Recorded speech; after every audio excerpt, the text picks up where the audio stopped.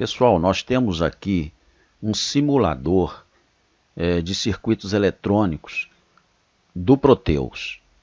Eu quero que vocês entendam um conceito, e este conceito ele vai ser aplicado na análise de circuitos. Então é importante vocês entenderem isto. Alguns alunos eles já têm um conhecimento um pouco mais avançado e outros ainda estão na situação primária, ou seja, iniciando o curso de eletrônica e não entendem ainda muita coisa. Se bem que este mini curso que eu estou aplicando sobre análise de circuito, requer um certo conhecimento. Mas vamos lá. Nós temos aqui um conjunto de baterias que nos fornece 12 volts.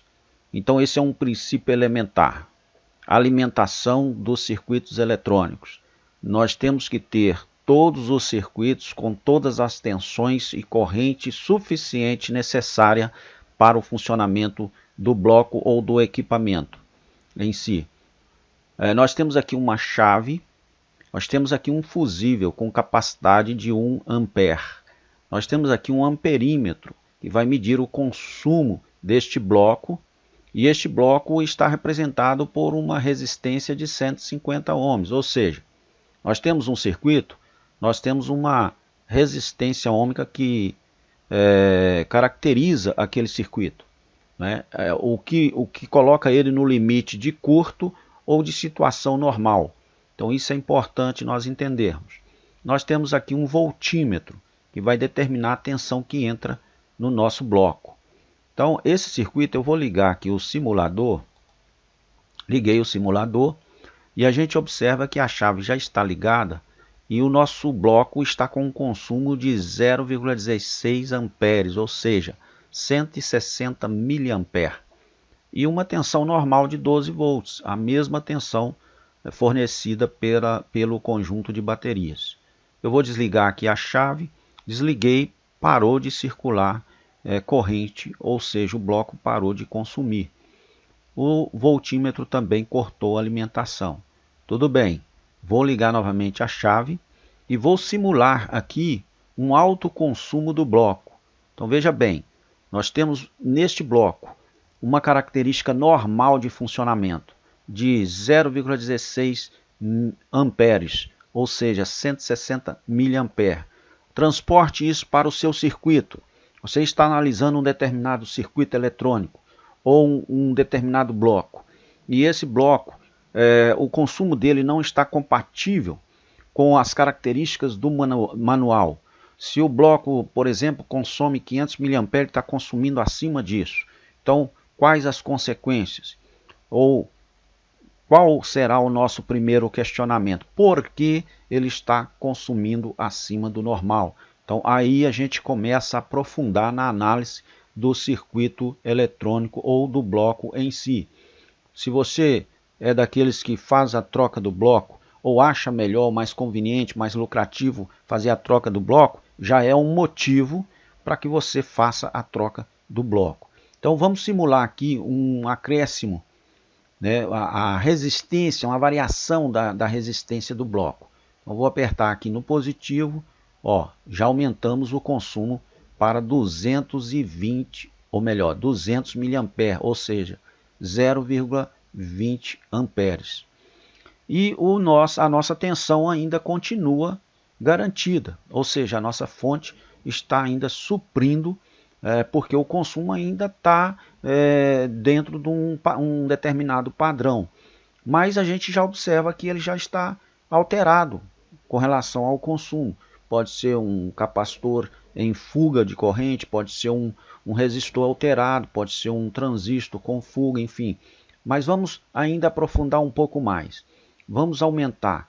Aumentamos, ou seja, abaixamos o valor da resistência, que significa aproximar-se cada vez mais de um curto-circuito. Nós já aumentamos o consumo, já foi para 0,27 amperes, ou seja, 270 miliamperes. Já aqui, a nossa fonte de alimentação já começa a sentir. Nós já tivemos uma redução da tensão. Então, o nosso fusível aqui já começou a mudar a coloração, ou seja, já está avermelhada. Por quê? Porque eles têm um limite de 1 ampere, mas ele já vai começando a ter uma sobrecarga, né? Já é motivo de preocupação, mas vamos continuar, vamos simular. Aumentamos, foi para 400 mA, ou seja, 0,40 amperes, ainda permanecendo em 11,9 volts. Aqui nós já temos alteração, e essas alterações é que faz com que um bom analista de circuito ele já possa tomar providências com relação àquele bloco, com relação àquele determinado circuito. Já é motivo de investigar o que está provocando essa redução da resistência, da resistividade relativa ao bloco e, consequentemente, o alto consumo.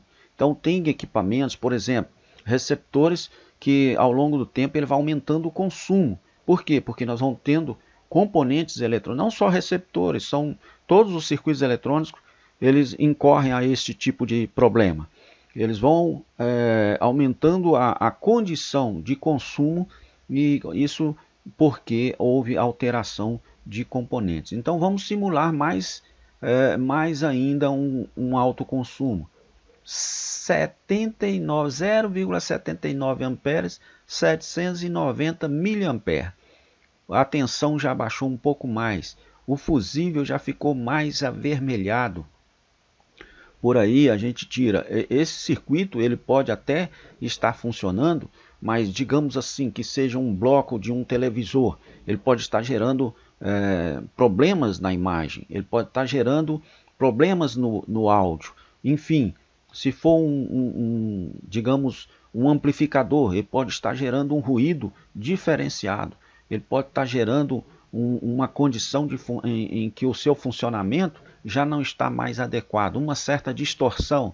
Então, este bloco e essas medidas, enfim, eles documentam, eles retratam exatamente o que está acontecendo no bloco ou no circuito eletrônico.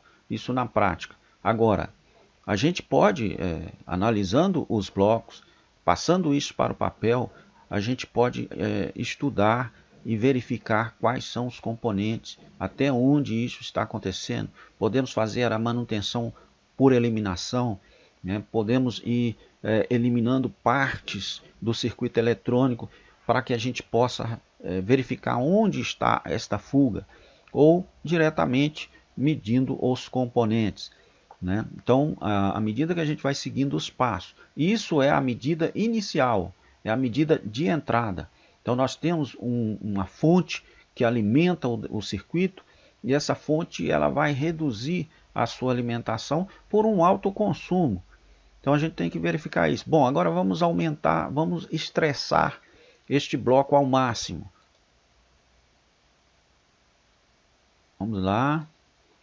Partiu o fusível. Vocês podem observar aqui no fusível, o fusível está partido. Quando o fusível parte, cessa a alimentação, consequentemente a corrente ela não haverá mais consumo algum, porque o bloco não está funcionando.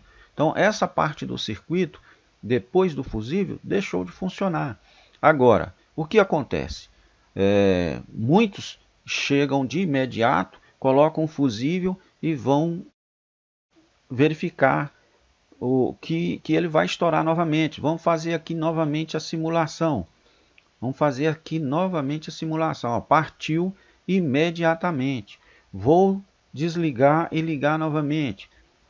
Observa o fusível, partiu novamente. Então aí ele já está em curto. Aqui já dá para detectar, se a gente colocar um medidor, um ohmmeter aqui, né, a gente vai observar que ele está totalmente em curto-circuito, né? A resistência dele aqui é zero, ou seja, o bloco está em curto. Agora, o difícil, e é necessário que seja observado, principalmente quem faz manutenção preventiva de equipamentos eletrônicos, observar as alterações conforme o padrão do manual. Ou seja, o manual mostra 0,16 amperes, ou seja, 160 miliamperes de consumo normal deste determinado bloco ou deste determinado equipamento. Enfim, aquilo que você considera um bloco, né? Aquilo que vai caracterizar aquele circuito na qual você está utilizando para aquela determinada função. É 0,16 amperes e ele está com 200 miliampere ou 0,20 amperes, já há uma anormalidade.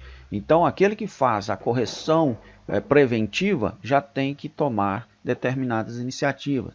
Nós teremos ali um capacitor alterado, um resistor alterado, corrente de fuga em transistores, enfim, tem que ser verificado. Se for um técnico que trabalha com troca de blocos, já se faz a necessidade da troca daquele bloco. Aquele que faz o reparo eletrônico, substituindo os componentes, ele tem que levar aquele determinado bloco ou aquela placa para a bancada e fazer a correção, a substituição dos componentes danificados. Então, fica este conceito inicial para que a gente possa, então, aprofundar um pouco mais nas análises de circuito.